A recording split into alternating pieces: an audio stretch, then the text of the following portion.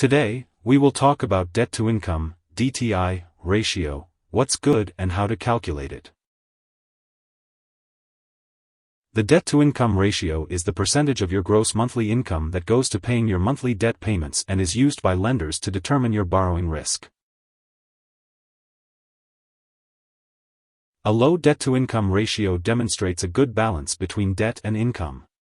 For example, if your DTI ratio is 15%, that means that 15% of your monthly gross income goes to debt payments each month.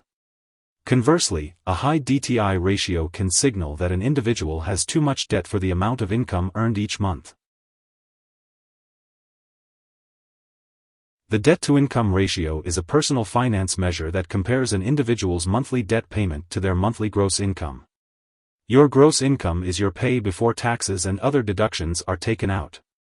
The DTI ratio is the percentage of your gross monthly income that goes to paying your monthly debt payments. Although important, the DTI ratio is only one financial ratio or metric used in making a credit decision. A borrower's credit history and credit score will also weigh heavily in a decision to extend credit to a borrower. The DTI ratio does not distinguish between different types of debt and the cost of servicing that debt. John is looking to get a loan and is trying to figure out his debt-to-income ratio. John's monthly bills and income are as follows. John's total monthly debt payment is $2,000. John's DTI ratio is 33%. In other words, John has a 33% debt-to-income ratio. You can lower your debt-to-income ratio by reducing your monthly recurring debt or increasing your gross monthly income. For example, if John has the same recurring monthly debt of $2,000 but his gross monthly income increases to $8,000, his DTI ratio calculation will change to 25%. Wells Fargo Corporation provides guidelines on the debt-to-income ratios that they consider creditworthy or need improvement. The debt-to-income ratio is the percentage of your gross monthly income that goes to paying your monthly debt payments and is used by lenders to determine your borrowing risk.